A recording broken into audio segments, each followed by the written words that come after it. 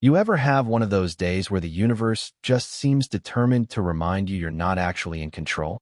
Yeah, that was my Thursday at the Riverside Mall food court. The day a woman in a navy blazer tried to eat half my lunch, demanded a new sandwich because mine had peasant germs, and ended up leaving the mall in handcuffs while everyone slow-clapped like we were in some low-budget courtroom drama.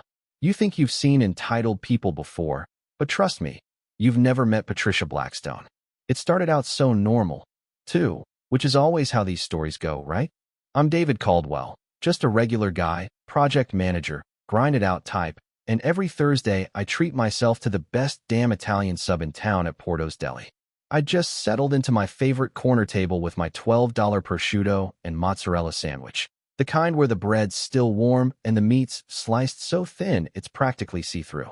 I'd taken maybe 2 bites when I felt this weird, prickly feeling like someone was watching me. You know that sixth sense? Well, it was real. Across the court, this woman with perfectly styled blonde hair and a purse that probably costs more than my rent was just staring at me and my sandwich like I was the last meal on earth. I tried not to make eye contact, but the next thing I know, she's strutting over to my table, heels clicking, all business. And she opens with, "That sandwich looks divine, darling. Where'd you get it?" Now, I'm not the type to turn down small talk, so I start pointing her toward Porto's, but before I can finish, she leans over and just takes half my sandwich. Like, grabs it, takes a monster bite, chews, and looks at me like I should be honored. I wish I was making this up. I must have looked like I just got slapped, because she rolls her eyes and goes, "Sharing is caring, you know? And frankly, you should feel lucky someone like me finds your lunch acceptable." I can't even process it, so I manage to squeak out something about her just stealing half my sandwich.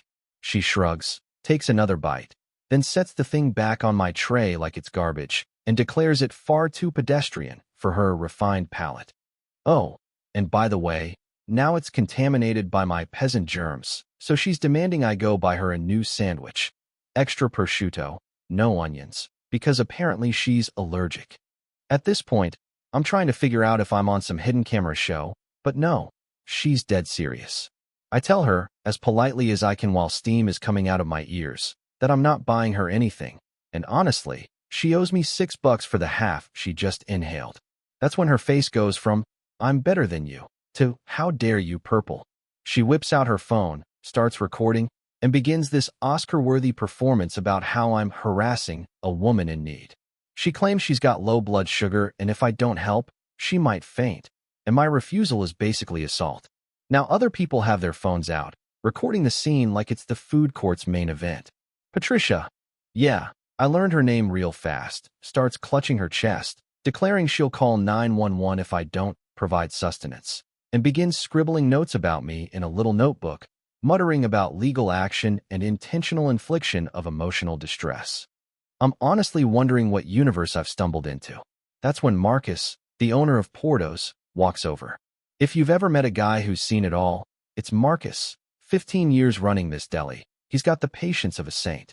He asks me what's going on, and when I explain, he just nods, turns to Patricia, and says, in the most deadpan voice, "Ma'am, that's theft." And it's all on camera. You should have seen her face. She scoffs, says no court would ever prosecute her for a tiny bite, especially since she's got a medical condition. Marcus just whips out his phone, pulls up the live security feed. Clear as day, there's Patricia chomping down on my lunch. She instantly pivots, claims the video's fake, starts ranting that we're conspiring against her. Her husband's a lawyer, she'll sue us for fraud, the whole 9 yards. She grabs my tray, hurls it to the floor, lettuce and tomatoes everywhere, and starts yelling at the crowd about hate crimes and how everyone should be ashamed. You know that moment when you realize, wow, I'm just along for the ride now. That was me, right then. Security shows up, Officer Janet Thompson, tough as nails, no nonsense. Patricia goes into overdrive, demanding I be kicked out for creating a hostile environment. Officer Thompson takes one look at the footage, then at Patricia, and it's like watching a teacher deal with a kid who's been caught red-handed. She informs Patricia she's being detained for theft, property destruction, and disorderly conduct. Patricia tries to bolt. Officer Cruz, Thompson's partner, steps in front of her. She swings her purse at him. Boom! Now it's assault of a security officer. You could hear the crowd gasp. Someone yells, "This is better than reality TV." I'm thinking, buddy, you're not wrong. By this point, everyone's recording, people are whispering, some are even laughing. As Patricia's being handcuffed, she's yelling about her lawyer husband, about being a prominent member of the Chamber of Commerce, about donating thousands to charity, you name it. But nobody's buying it. Security leads her out. The whole food court starts slow clapping, and I just sit there, stunned, watching my lunch get swept off the floor. Police arrive, statements are taken, Marcus offers me a fresh sandwich on the house, and suddenly I'm the folk hero of Riverside Mall. Other vendors give me free stuff. Apparently, Patricia's got a reputation. The food court Karen, one of them calls her. I laugh, but honestly, I just want my lunch back. A few weeks go by, I think it's over, but then, subpoena. Turns out Patricia has a whole history of this kind of thing. The prosecutor's giddy. Apparently, they're going for the max day of the trial. Patricia shows up in this prim little suit, trying to look like the world's most innocent soccer mom. But the evidence is brutal. The security footage, Marcus's testimony, the security guards, a half-dozen bystanders with their phones. Patricia's public defender, not her husband, by the way, tries to play the medical angle, says she had a diabetic episode. But the prosecutor has receipts, no medical history, and an hour before, she was posting on social media about getting free samples by intimidating workers. The jury is out less than half an hour. Guilty on all counts.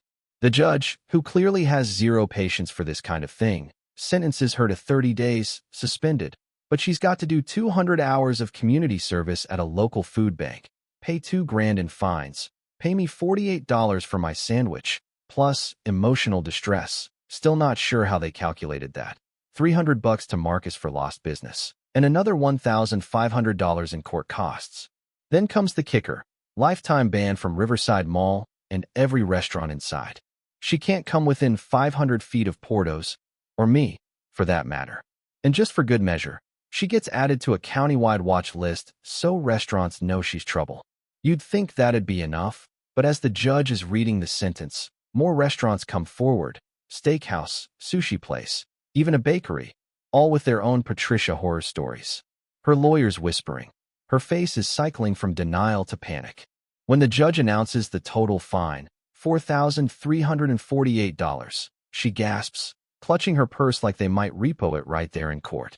Judge wraps up by warning her if she so much as sets foot in that mall again, her suspended sentence gets activated on the spot. Patricia just slumps in her chair, muttering about injustice and conspiracy, her hair in her face, while the bailiff prepares the paperwork. The rest of us? We file out, half shocked, half amused. And you know, as wild as all of this was, the crazy part isn't just what happened, it's what it says about people, about boundaries, about entitlement, about how sometimes all it takes is one person standing up to the nonsense for things to change. So here's my question. Who was right? Who was wrong? Did justice get served? Or was this just another circus act in the never-ending show that is life in public? I'll leave that to you. If you've ever seen anything this wild, or if you think there's more to the story than meets the eye, drop a comment below. Let's talk. Because honestly, sometimes the food court's got more drama than the courtroom ever will.